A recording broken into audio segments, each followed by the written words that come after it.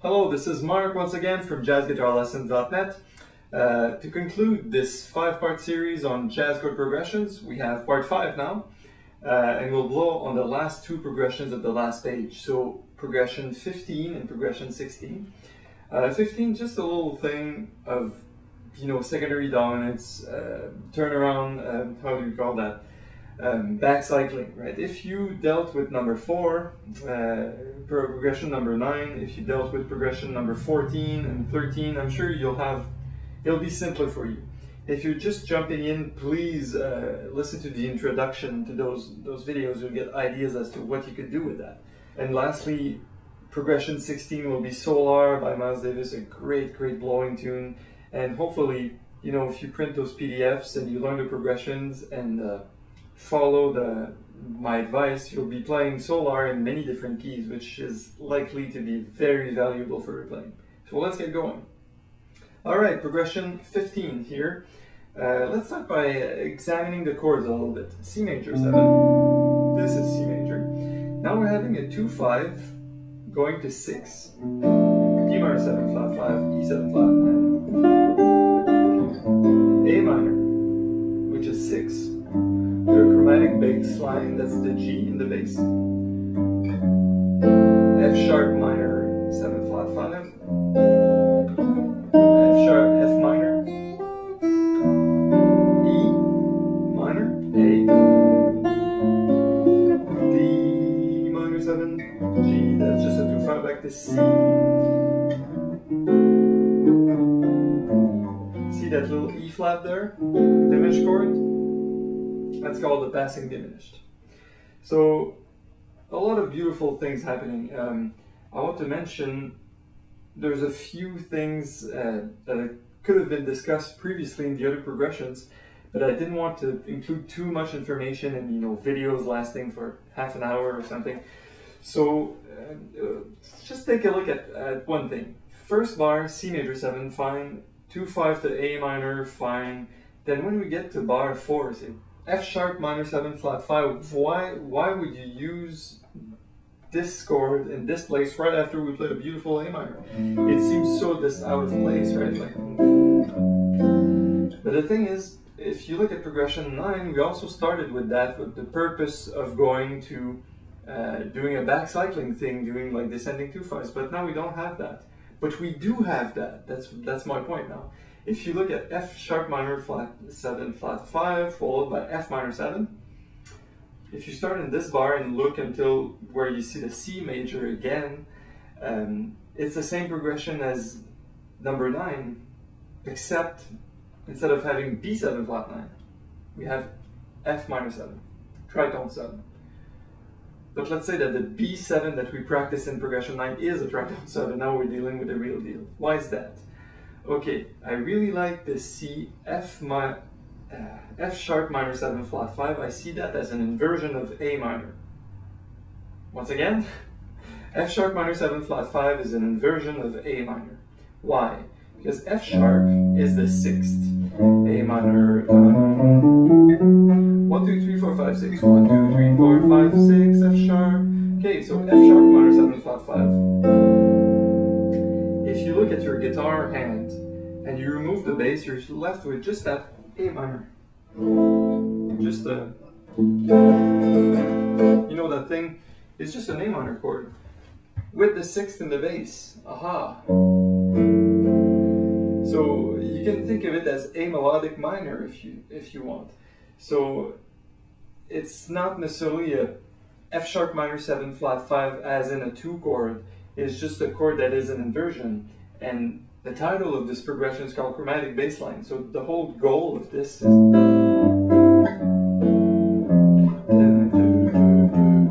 right. So it's really chromatics in A minor over G, F sharp, F. So the way I would think of it is as an inversion, and the F minor is just an F minor. I'm sorry to say it like this. It's almost as if we're still in progression number 12, modal interchange, and we have a bit of this. So I'll get going with blowing, and then we'll examine the different scales that we could be using on there. Once again, 72 on the metronome. 1, 2, a 1, 2, 3, 4.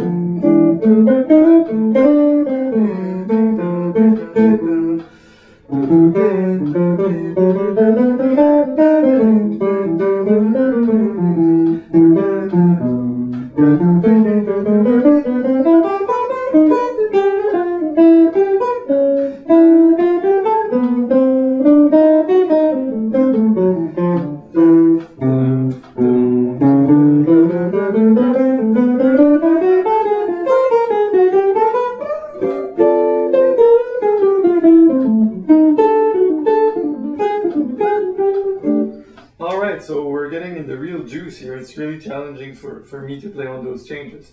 So, C major 7, all good. B minor 7 flat 5, E 7 flat 9, use a harmonic minor of destination if you want to take that shortcut, or else you find your other way of dealing with your minor 2-5. A minor 7 is just like a 6th chord, so it could be natural minor. I like to play blues lines there, I don't know if you heard. Then F sharp minor 7 flat 5, we already talked about this before. I would think of it as, that's a melodic minor. So starting from F sharp, it's called the 6th mode. It sounds nice because you have everything you need and it resembles the next chord also.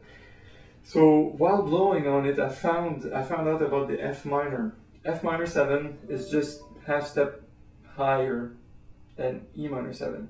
So it's like a tritone sub, as we said, but the way it sounds from F sharp, this is a cliche progression. I'm sorry I didn't mention it before, but if you play tunes like Night and Day, it's in C major too, you'll play C, blah blah blah blah blah, F sharp minor 7 flat 5, F minor 7, E minor 7, etc. It's really a typical thing, and in that tune Night and Day, you should really learn that tune, by the way. You hear that E flat passing chord too. It goes like F minor, E minor, E flat diminished, 5-1, right? It's really nice tune. So that's where we're at on the blowing level. Use F sharp minor 7 flat 5, use a melodic minor. On F minor 7, you could say, alright, it's like a side slipping from the next chord. So whatever you do on E minor 7, which you already did in progression number 9, right? You practiced it? Yes, okay. So you could think of it as E minor 7 as Phrygian, if you feel like it. Or else you could think of it as Dorian going to Mixolydian, or you could really find different ways to think about it. There are substitutions that you could use, or think of it as still E minor 7 flat 5 to A7 because it's a 2-5 minor to D minor. But whatever you're doing on E minor 7, think of the F minor 7 in bar 4 right before.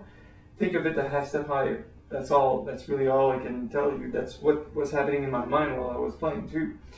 And then we're in bar 5 now. We have the 2-5 to C major left. Big deal. Going to an E flat.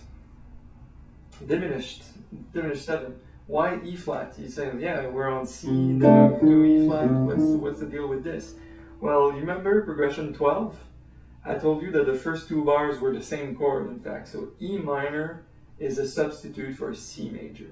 If you think of E minor, then E flat, then it's super logical.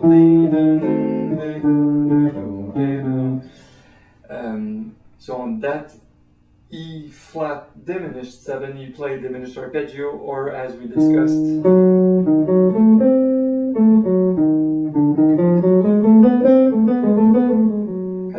in the last video, if you want to use a scale, you use the arpeggio and you approach every arpeggio note from a half step down.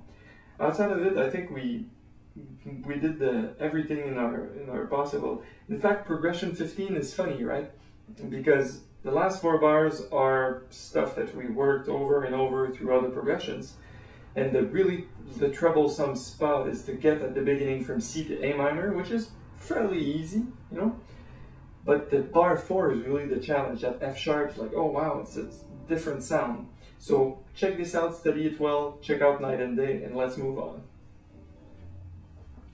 Alright, last progression of the series, guys. Woohoo, we're getting there. Progression 16, the tune Solar by Miles Davis.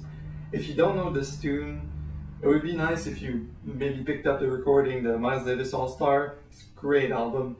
It sounds like a ton of bricks. Really, it's a big thing. And the melody goes like this.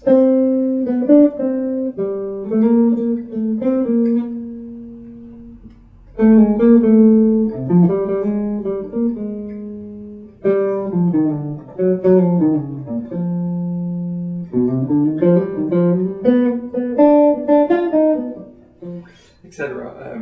I'm not sure about the ending still because different people play it differently. But it's a great progression. Think about it.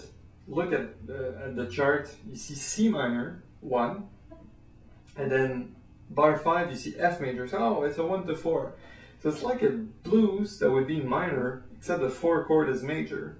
And when we get to bar 9, the last 4 bars, we go to E flat major, and E flat major is the relative major of C, right? And the only tricky part really that's kind of weird is going to D flat, which is a flat 2, like, I'm almost done, but not. So it's a really fun progression to blow on. I'll take a few courses, and for this one I'll pick up the tempo a little bit because it's nicer, faster. Yeah, so it's exactly 80 on the metronome, so it means a tempo of 160. Ready? 1, 2, 1, 2, 3, 2.